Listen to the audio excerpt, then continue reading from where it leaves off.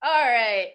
Welcome back to our first Gatty lecture of this semester. And before the lecture, I have one announcement to make. We still have 2 copies of the book Strangers in the Family by Chun, the speaker from last semester. So if anyone is interested in getting the book, please let us know at the end of this lecture. Talk to me. Yes, talk to Tamara. Okay, so today we have with us Joshua Babcock to deliver his presentation entitled Desiring Distinction, Totalizing Images and Coercions of Community in Multiracial-Multilingual Singapore. So I'll be introducing Joshua Babcock. Joshua Babcock is an assistant professor of anthropology and affiliated faculty in the programs in linguistics and STS at Brown University. His recent book project, Image and the Total Utopia, Desiring Distinctions in Multiracial, Multilingual Singapore, explores how technology, language, and race co-naturalize one another across scales to shape the conditions of possibility for belonging to the image of Singapore. In his emerging work, he studies the Singapore slang, U.S. board politics, and a ghost town called Singapore, Michigan. Josh is also the communications director for the General Anthropology Division of the American Anthropological Association. Without further ado, let's give a warm welcome to Josh Babcock.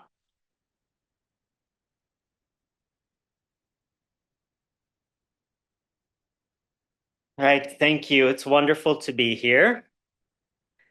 I would like to start by thanking the Southeast Asia program at Cornell University, and specifically to Li Jun and Xin Tong, who extended the invitation on behalf of the Southeast Asia Program Committee as student co-chairs.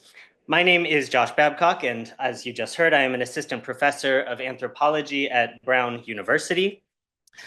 The work that I'm sharing today comes from my book project, which tracks, as you heard, which tracks how totalizing colonial images shape the desire for belonging in diverse modern societies.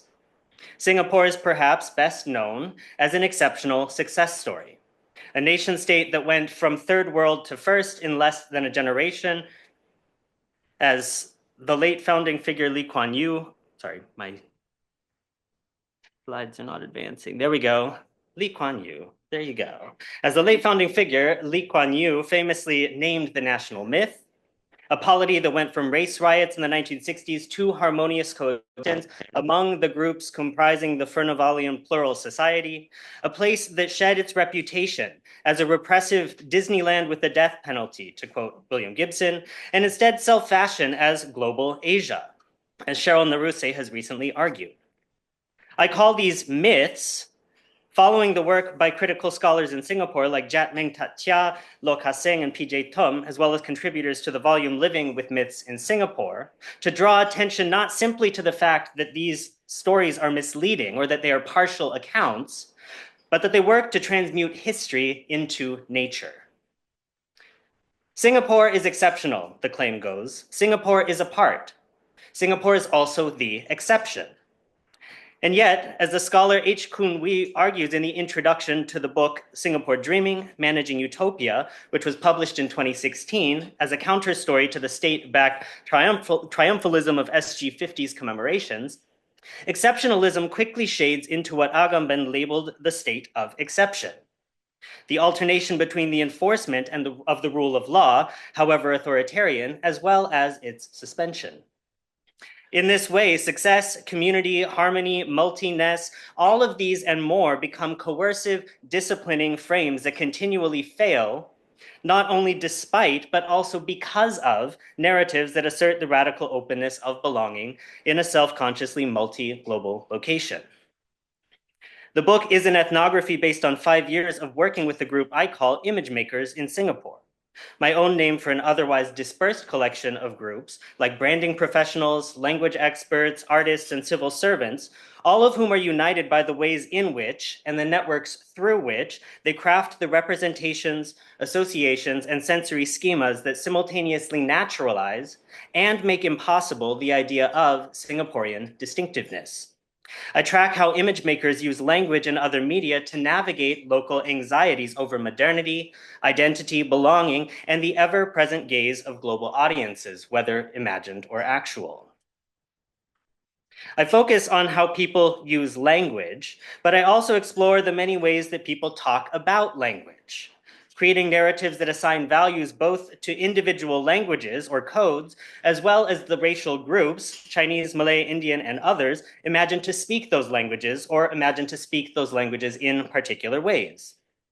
In the larger project, I track how totalizing colonial images of race and language are brought together in both reflexively large-scale and state-backed discourses about, as well as everyday habits of using Singlish, or Singaporean colloquial English, standardized English, and state-led mother tongues, Mandarin, Malay or Bahasa Melayu, and Tamil. I show how meta-discourses about and habits of using language become anchors in processes by which individuals and groups assert or block the possibility of Singaporean national distinctiveness and authentic racial group identity amid the growing specter of foreign interference, unstable group-based identities, and Singapore's rapidly changing place in a global geopolitical order. That's at the most abstract, high level what the book is about. Today, I'm going to be talking about a few particular moments or pieces of the larger argument that I'm developing there. Before I give the outline of the talk, I'll begin with a scene from late in my fieldwork, just before 2020. I had attended a day-long session organized by a religious association in Singapore in the aftermath of a racist incident that had gripped media headlines, public attention, and everyday conversation just a few months earlier. The goal of the event was to foster interracial and interreligious dialogue. And as I left with two of the organizers, both of them officially Indian Singaporean according to the state, as well as everyday practices of racialization, even though their ancestry, as is often the case, was more complicated, they declared the event a resounding success. As we exit, one of the duo, Kahin, spoke enthusiastically about both the event and what he assessed as the broader state of Singapore's society. He said, quote, "Really, things like this, the racist incident, are not common, and Singapore really is inclusive. You saw, right? How the conversations were like? These are everyday Singaporeans, aunties and uncles and cab drivers and cleaners, people who came because they want to make Singapore stronger, like us." The conversation paused while we discussed what we should eat, and quickly settled on banana leaf rice. As we walked, Kahin continued to speak. It's not that we are strong as a community when we come together only. Each community, Chinese, Malay, Indian, Eurasian, foreigners, must be strong also. That is what makes Singapore special. By this point, we had reached the shop. Approaching the counter, the three of us surveyed the dishes and made a game plan for what we would order. Very important. Kahin began to order in Tamil as the auntie serving us piled small plates with lentils, chickpeas, veggies, and chicken. Things were going well until, pointing at squid rings, Kahin called the dish sotong, the Malay name. Not missing a beat, the auntie serving the food replied in English, squid, and then Kahin quickly replied karnava using the Tamil label, but it was too late. The auntie replied only in English for the remainder of the encounter, and until we left the restaurant.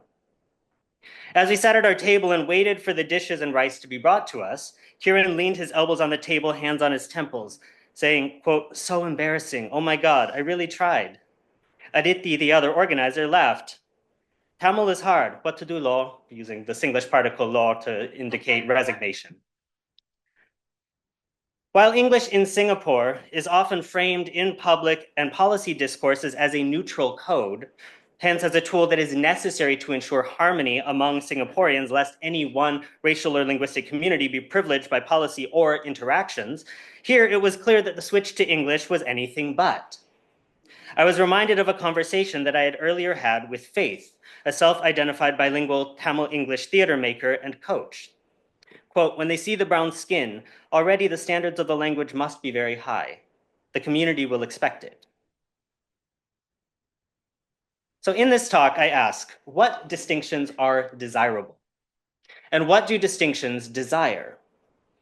This talk revisits the visual studies scholar and art historian W.J.T. Mitchell's famous provocation in What Do Pictures Want?, ethnographically exploring the infrastructures of experience that shape the felt necessity of and desires for raciolinguistic distinctiveness in Singapore in the aftermath of Asian values, multiply institutionalized mother tongue pedagogies, and the global rise of place branding regimes. In asking what distinctions are desirable and what do distinctions desire, in this work, I seek to enact a principle of methodological symmetry, attending not only to what human agents do with or through semiotic axes of differentiation, that is, contrast at the level of signs or significations, but to attend to the agency exercised or enacted by the regimes of distinctiveness themselves. In this way, I show how distinction, in the double sense of the power-laden organization of aesthetics, on the one hand, and the imperative toward commoditizable, multi-scalar imaginaries of group and place-based uniqueness on the other, at once becomes an aspiration and an impossibility. Against arguments of cruel optimism, following Lauren Berlant, a desire for things that are obstacles to one's flourishing, and the idea of Singaporeanness-as-absence, in this talk, I show how racial community gets performed, policed, and blocked through everyday communicative activity amid the three-dimensional fictions of multiracial multilingualism as a national identity. However, I don't treat totalizing images as complete or actually total. Instead, I elaborate what I call, following Tuck and Young, a desire-based framework that moves beyond totalizing images and foregrounds the horizons toward which people in Singapore strive, even when working through totalizing images. Acts of striving that imagine new horizons beyond the coercive community ideals that uphold and are upheld by genres of postcolonial capitalism in the island city-state and beyond. So, throughout the rest of the talk, in the next section, I'm going to first outline the ethnographic, historical, institutional, and interactional dynamics that we already saw play in that first scene, but which make not only the hyphen before Singaporean in a hyphenated racial concatenation or combination following Chow Bing Hua, so Chinese Singaporean, Malay Singaporean, Indian Singaporean, etc. So that makes the hyphen before the Singaporean an impossibility, but also the hyphen after the multi, impossible in Singapore, in distinct but connected forms that trouble both individual and collective identity making in the island city-state. So how does the hyphen become troublesome? Following this, I explore the question, what, that is where, when, how, and for whom, is a totalizing image? I focus on the institutionalized structure of racialist governance that many of you are probably familiar with, known as CMIO, tracing how multi is used to frame acts of bringing together that presumes the coherence of the things that are brought together under the sign of multiness. In the section that follows, I counterpose this to the question, how does the formation of the national community, that is the Singaporean that is defined by multiness, rely on yet trouble the mono, the supposedly individual, self-contained individual race, linguistic community, or cultural collectivity? Next, I track what I call the contradictions and coercions of community at the level of nation and state, how nation troubles state and state troubles nation in a self-consciously diverse polity. And I conclude by tracing out very briefly the desires, or what I see as the desires that exceed totalizing images, and how individuals and groups in Singapore work to unlearn the colonial education or diseducation of desire and build new habits for desiring differently in the wake of coloniality. Desires that rely neither on the homogeneity or the unitarianness of the mono, nor the coercive conjunction of the multi, neither the individual nor the collective, but that refuse binary scalar distinctions altogether. So to start, section 1, dealing with trouble at the hyphen.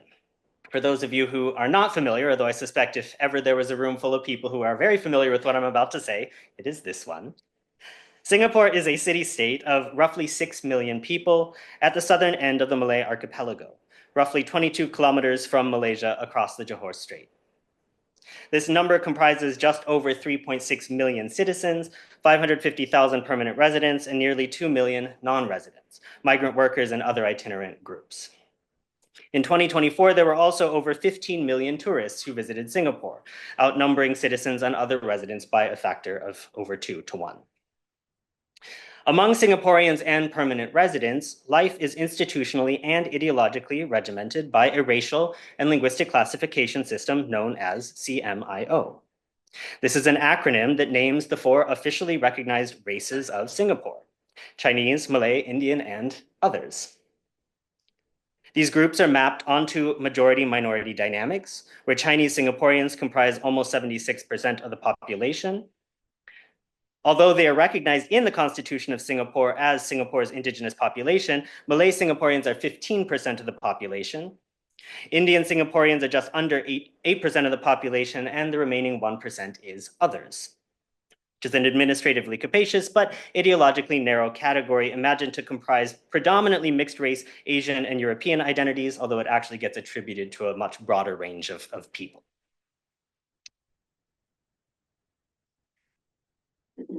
Though CMIO is officially a system of racial governance, it has a direct linguistic component, as each race is assigned a mother tongue by the state. For Chinese Singaporeans, this is Mandarin. For Malay Singaporeans, this is Malay or Bahasa Melayu. For Indian Singaporeans, this is Tamil, although because of linguistic advocacy efforts over the years, groups have ensured that 5 other non-Tamil Indian languages are also recognized by the state as available Indian mother tongues. And finally, others don't have a single mother tongue. They often study other groups' mother tongues in school as a subject, especially Mandarin and Malay. Yet even the layers of complexity that I've introduced so far don't do justice to the fluid realities that exceed and undermine this classificatory parsimony, whether by the state, parastate, or non-state entities. This, obviously, no one's surprised, this doesn't actually account for all of the variation that exists in Singapore. Earlier, I noted that Kiran and Aditi were officially Indian, but that this classification opened up rather than foreclosed the complexities of ancestry, categorization, and self-identification. And their complexity is not exceptional, even if it is particular. Kiran's mother, for example, is Malay, but not Muslim. And his father is Indian, but not Tamil speaking. His state-assigned mother tongue is still Tamil, which they didn't contest or try to give him a different option to take as a subject in school. But at home, he speaks mainly English and Malay. Aditi is Indian Singaporean, but neither of her parents are Tamil. She actually studied in school. She spoke mostly Bengali and English at home, studied Tamil for a few years, but predominantly Mandarin in school, and is functionally fluent in Mandarin. So as I said, this is not out of the ordinary in Singapore, like other parts of Southeast Asia and throughout the world, where most, if not all, Singaporeans are polyglot. That is, they speak, can understand, read, or might use in other ways multiple languages to varying degrees, even if it's rare for someone to identify as such. It is often rare for someone to say, I am a polyglot, versus for them to embody polyglot realities. Much more often, functional or contextual language abilities are downplayed or rendered unintelligible against the expectation of fluency, that people will be able to do or speak about anything, anytime, in any language that one claims as part of their repertoire. Hence the tendency to say that I speak English and a mother tongue, or I speak English and my mother tongue badly.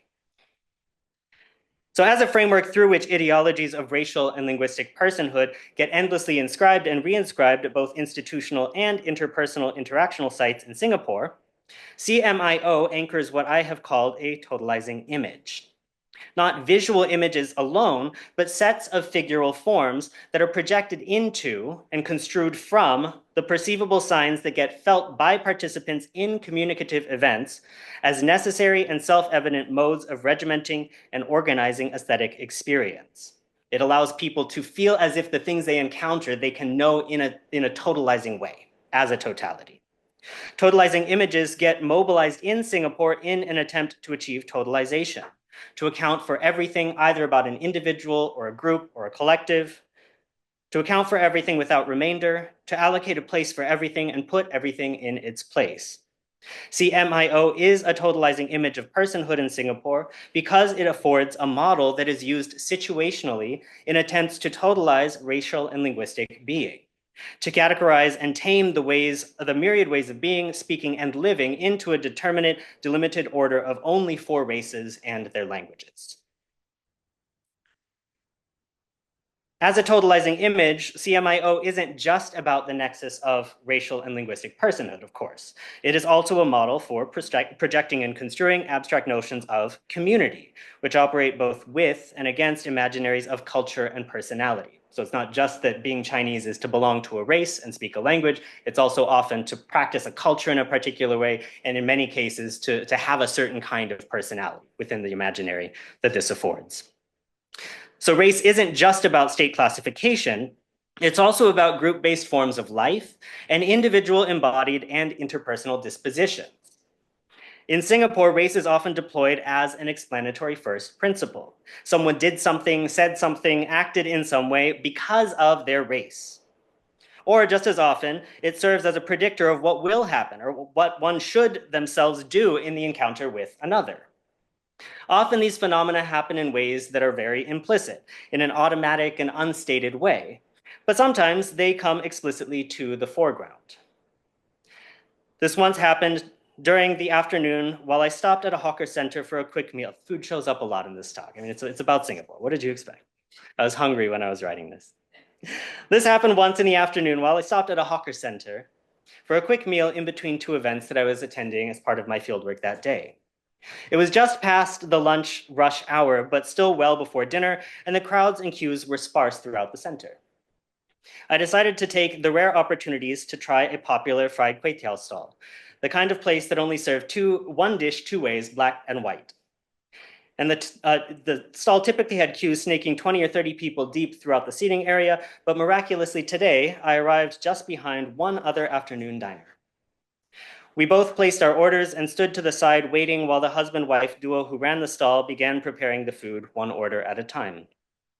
As we stood, a third diner, a middle-aged woman, approached, also marveling at the absence of a queue. As she approached to order and confirmed that we were waiting to collect our food, not ordering. She placed her order with the uncle, 1 fried kway teow, black, $8, takeaway. Nodding, he replied, "I'll make more sweet for you."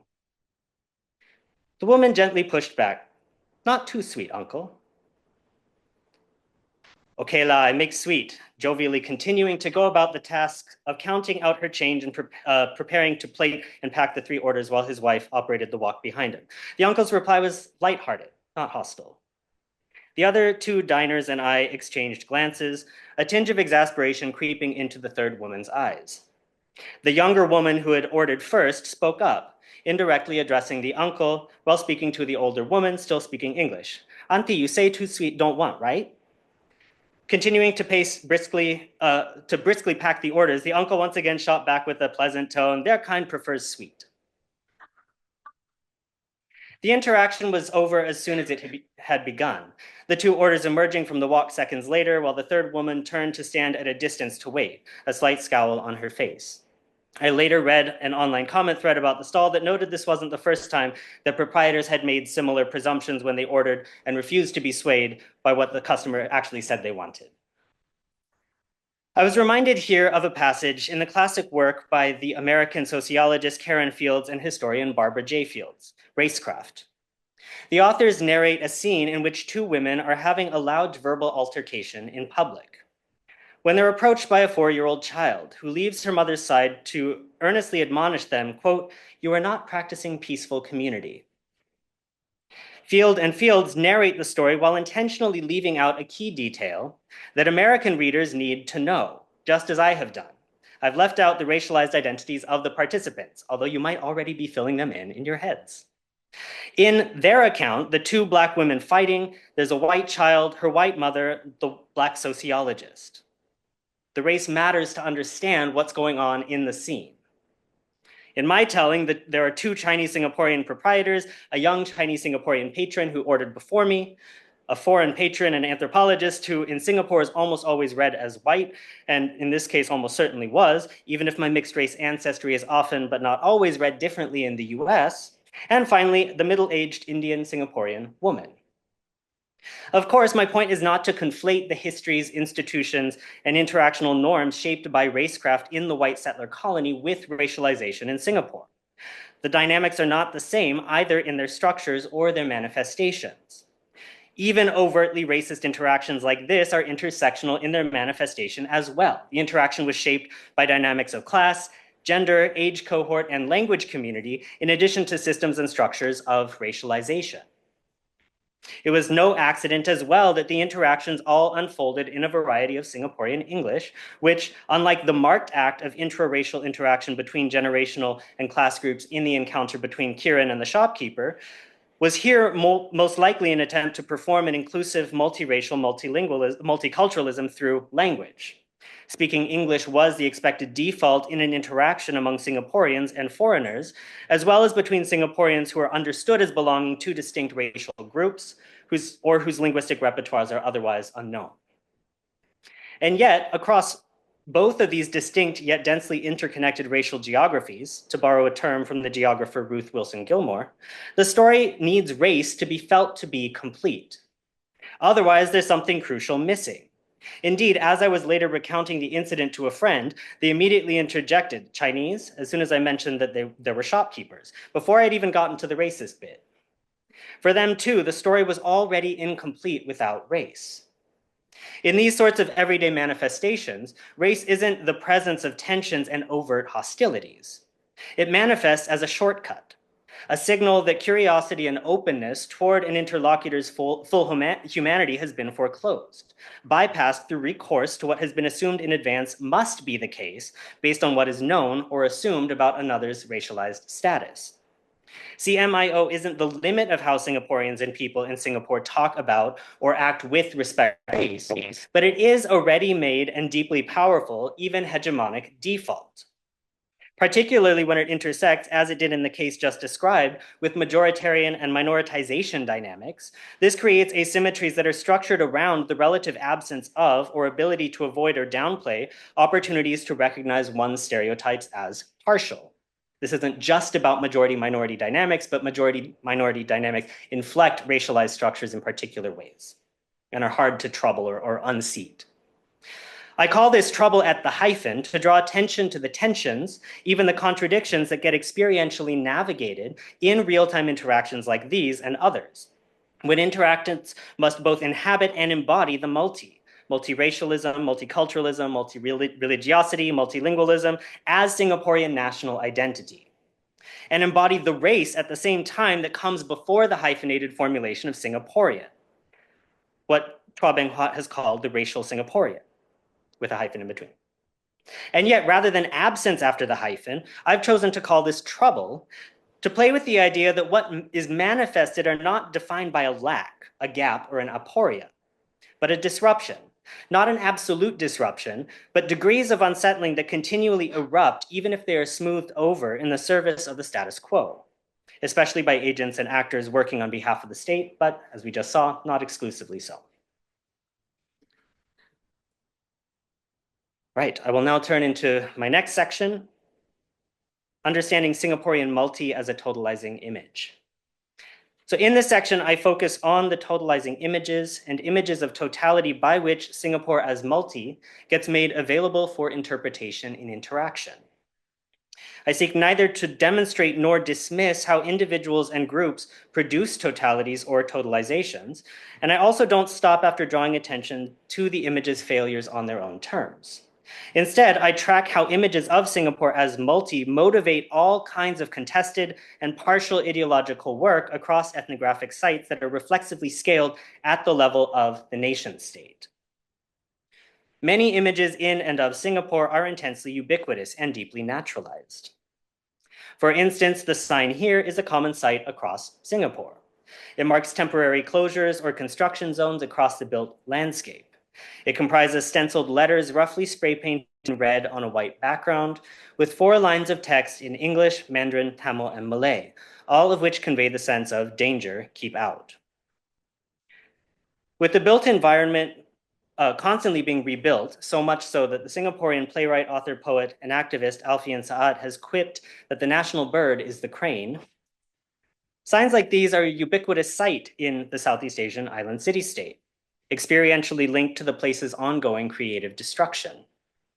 But it is also, I suggest, a totalizing image of Singapore as multi. Singaporean commentators readily interpret the combination of four languages as pointing to Singapore's CMIO races by pointing to the group's official mother tongues. When the four races and languages are brought together in this way, in other words, they're readily talked about and commoditized even as embodying an image of Singaporean society writ large. Advocates and institutional agents can later claim that this effect was always already there, irrespective of the combination and the signs that went into combination. So in speaking of raciolinguistic communities, I draw on work by the linguistic anthropologist Jonathan Rosa, as well as the education scholar Nelson Flores, who call on analysts to examine the mutual co-naturalizations of language through race and race through language as a constitutive dynamic in the colonial fashioning of the modern world. Though many academic commentators and everyday commentators insist that race is an exclusively or particularly North American settler colonial construct, CMIO's multiple institutionalization and interactional manifestations routinely get used to manifest the categories of race in and through language, as well as vice versa, across genres of explicit race talk, as well as the implicit habits of looking and listening for, and listening to and looking at difference in Singapore.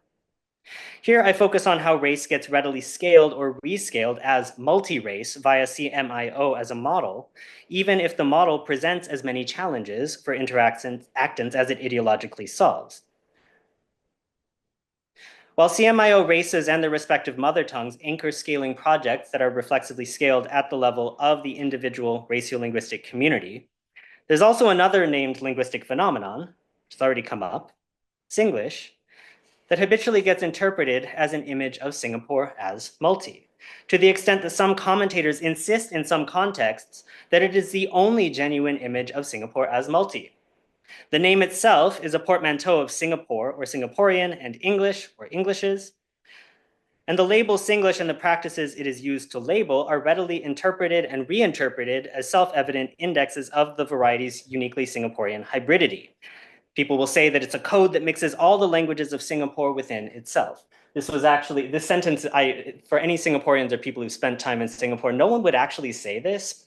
But this was invented as part of a contest that was run by the linguistics department at Penn. Like, can you take the creolized or hybrid code and use all the languages that people say go into it in a single sentence? This was the winning submission. So it does contain all the languages people will say are part of Singlish, but you would never hear someone say that. Correct me if I'm wrong.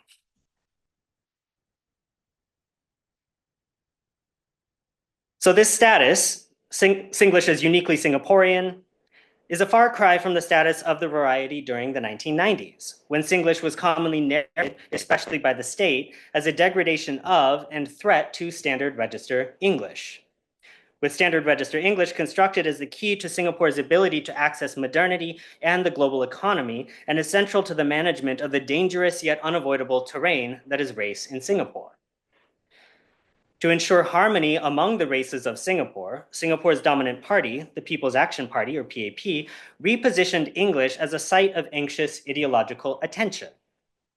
As on the one hand, being necessary to avoid privileging the mother tongues of any officially recognized race, and on the other hand, being a threat to the Asian values of the CMI raciolinguistic communities, values that they argued could only be conveyed in racialized mother tongues. After decades of full frontal attack by the state and its agents, however, Singlish is increasingly defended as a valid and valuable linguistic variety by everyday commentators and public intellectuals today, many of them linguists, writers, and creative producers. The fact that Singlish is constructed as in need of defending, however, points toward its fraught status and competing potential categorization. Some commentators continue to voice the position that some commentators voice the position that Singlish is a distinct language in its own right, worthy of preservation as a unique expression of Singaporeans' multinational essence, while others continue to insist that it's a dangerous form of broken English that challenges Singapore's modernity. Of course, as I have written elsewhere, Singlish is not a self-evident thing or code, but a site of ideological work, a chain of value-laden orientations and citations in reflexively public discourse around which challenges over the content and status of Singaporeanness get felt and worked out. Despite this instability, however, citational representations of Singlish are tightly linked to dominant narratives about Singaporeanness today. People will still act as if, or talk as if, or even genuinely think, however we might know that, genuinely think that Singlish is a unitary thing, or at least is made up of a delimited set of things, although I would argue that that is not the case. So through the continual presentation and representation of totalizing images like these, and more, this image of themselves, as poet Edwin Thumbu provocatively put it in the late 1970s, is continually offered as an aspiration and object of desire, even if the aspiration never achieves its goal and the desire remains forever unfulfilled, if not unfulfillable.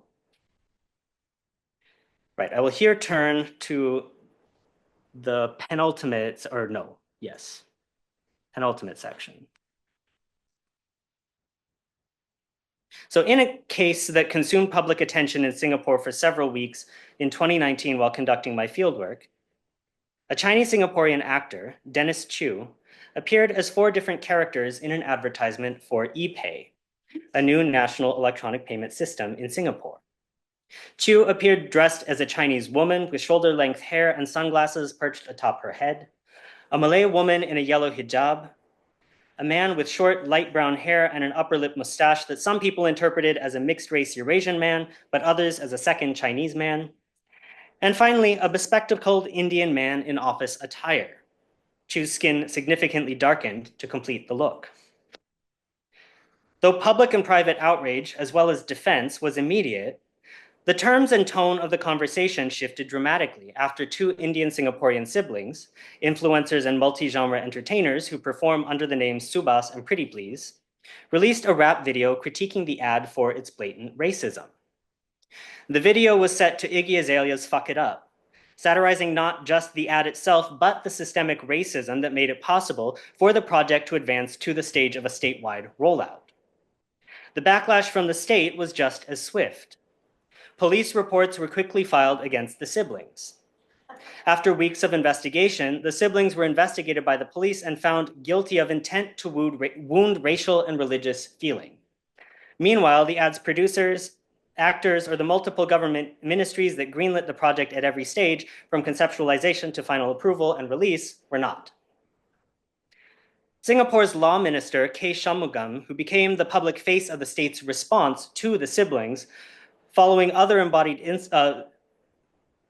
what in other instances have been called the state listening subject by the linguistic anthropologist Vincent Pack, by insisting that the form of the message was foreign, hence was categorically inapplicable because of Singapore's distinction from foreign locales. In public statements, Shanmugam asserted things like the following, quote, the Nair siblings, like everyone else, had every right to raise the issue of racism. But the way they did it was not right. So I agree with the right to raise it, but question the way it was done. If everyone starts discussing race and religion the way they did it, then you will in fact get more racism, not less. That is our key concern. They have used the language of resistance in America, but thankfully, we are in a very different situation.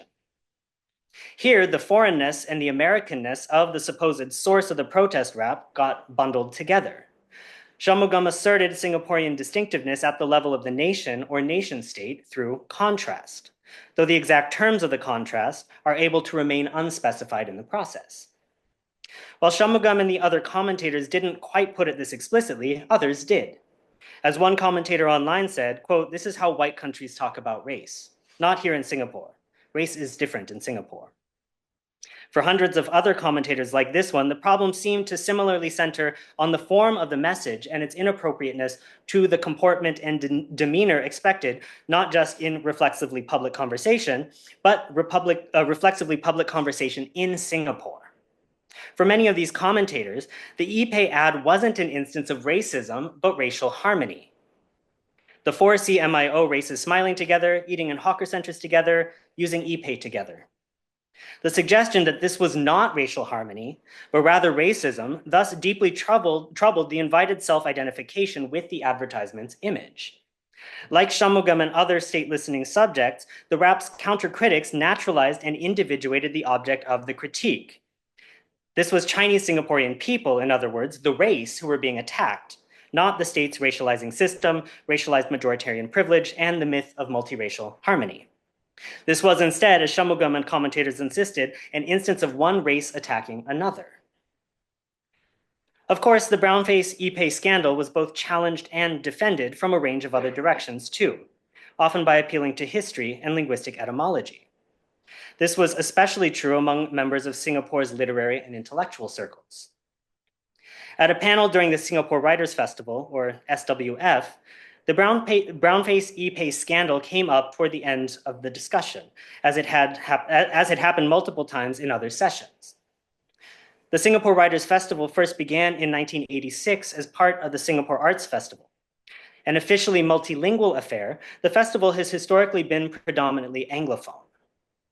SWF is important to the Singaporean state's arts and cultural policy, contributing to strategic cultivation of Singapore's identity as a nation and global city. Scores of literary figures, both Singaporean and international, are featured annually, with programming fitted to a rotating cycle of themes that highlight Singapore's official languages. This year was a language of our own in English, although they always translate the theme into Malay, Mandarin, and Tamil. Though frequently presented as merely instrumental to state branding efforts, others have pointed out that festivals like SWF, whatever their function in statecraft and branding, still serve as key sites for the ritual performance of a literary Singaporean public, as well as sites at which issues of broader social and cultural concern are articulated.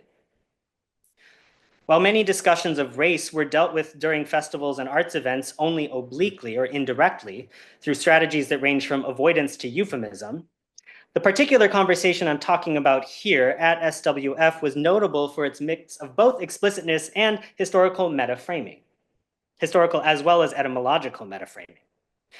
The conversation was focused on historical fiction.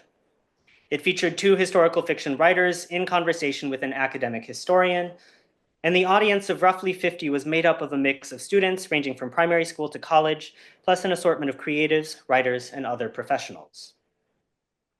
In the course of the discussion, the historian, who is Malay Singaporean, pointed out the irony of the circular reasoning behind the claims that the race was the relevant scale of analysis or injury. Laughing, he asked, quote, "How can one race wound another? Also, what is a race? We were never a race, not before the British." The we of his statement referred specifically to people categorized or self-identifying as Malay, who prior to the implementation of race science-backed practices of classification and enumeration had lived in relatively porous social formations defined by political allegiances and cultural practices, not a heritable classificatory status. One of the other panelists immediately threw up their hands in exasperation. Quote, "Malay has a word for race. Bangsa means race. This is undeniable." It's actually, for speakers of Malay, this is very deniable. Bangsa is a very complicated term. Doesn't matter. Bangsa means race. This is undeniable. You have an apple, right? 1,000 years ago, you also had an apple. You call it something else, okay? Doesn't matter. The apple is still there. I saw nearly half the room nodding along, though of course, a nod is a relatively ambiguous sign. I don't know what the nod meant. After gentle pushback from the historian, the author continued to double down, repeating the apple metaphor twice more before the session concluded. The linguist and cultural critic Lionel Wee has discussed the naturalization of race and nation as a process of contending with primordialism. While Singapore has long both been understood and governed as a plural society, a frame for imagining the dynamic of multiple groups or nations comprising the polity of a single state that interact substantively in very few, if any, situations beyond the marketplace. The model of the nation state as imagined and institutionalized in Europe, by contrast, presumed the isomorphism of nation, polity, and language community.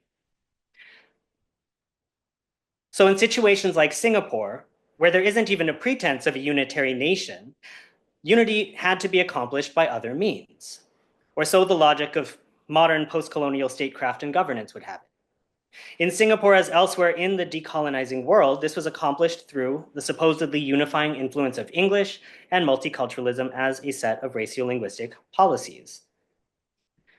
As the sociologist Lavanya Katirevelu has argued, the continual policing of harmony presents it as a distinctive, uniquely Singaporean phenomenon and a defining characteristic, at once an always already accomplished fact and a fragile condition that is perpetually in danger of devolving into conflict.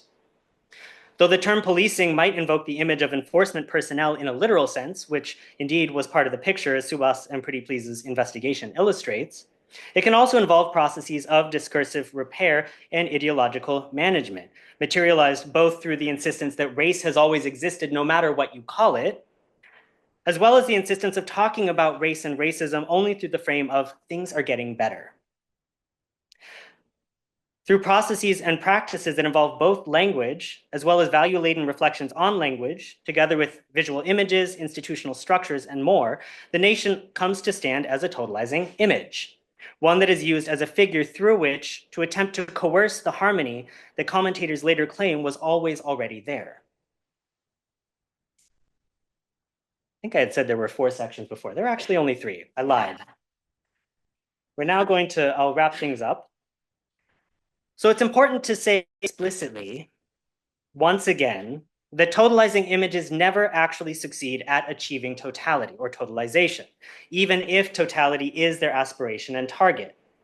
All systems, all institutions, and all patterns of interactional habit are partial, though not all are understood or interpreted as such. I'm not trying to tell a story of ideological duping on the part of Singaporeans, of top-down determination of their thought or action, not even in the case of individuals like the author at SWF, who discursively naturalized the category of race, or in a similar way, Kahin, who voiced a version of the things are getting better narrative. Both of them articulated positions that are continuous with resources curated and backed by the state. However, I want to conclude this talk by offering another approach to even those actions that work through or reinscribe colonial images. In articulating what they call the desire-based framework, Eve Tuck and Kay Wen Yang insist on not reducing marginalized, dispossessed, and specifically colonized people's experiences to voyeuristic and extractive approaches to pain. Against the dominant pain narrative, instead, they call for an attention to what marginalized, dispossessed, and colonized peoples strive toward and imagine, even under conditions of settler colonial racial capitalist violence. I seek to extend this also to the experiences of people living under conditions of what Cheryl Naruse has called postcolonial capitalism, where the post of postcolonial capitalism remains deeply ambivalent. Speaking to the independent Singaporean Eurasian writer, Charlene Shepherdson, in the second-story library of the Singlet station in early 2019, surrounded by walls of books, prints, and other artworks by Singaporean writers and visual artists, the topic of creativity came up without my prompting. This is largely unsurprising because it is a relatively common topic in Singapore. Apple's co-founder Steve Wozniak famously quipped in 2011 that, quote, "In structured societies like Singapore, where bad behavior is not tolerated, creativity is stymied. Where are the creative people?" he asked. "Where are the great artists? Where are the great musicians? Where are the great writers? All the creative elements seem to disappear." Yet Charlene took the conversation in a direction I didn't quite expect. She said, quote, "People don't think of Singapore as a creative place, not just globally, but right here in Singapore. We spent so many years fighting to prove that we belong, that we are valuable and not wasting our time or draining the resources of the nation.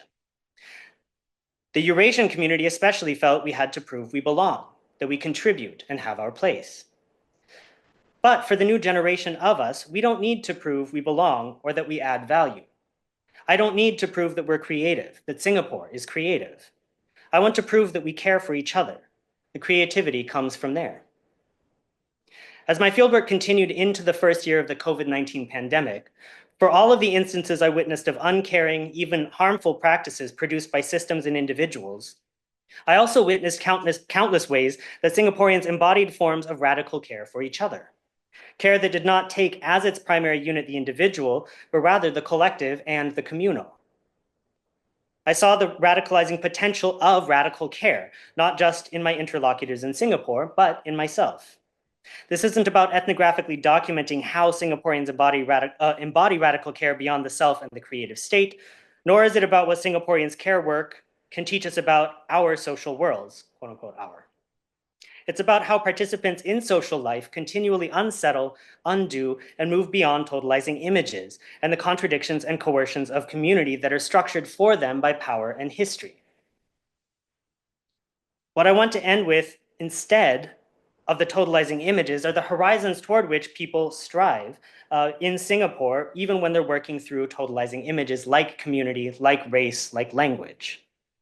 Acts of striving that imagine new horizons beyond the coercive community ideals that uphold and are upheld by genres of postcolonial capitalism in the island city-state and beyond.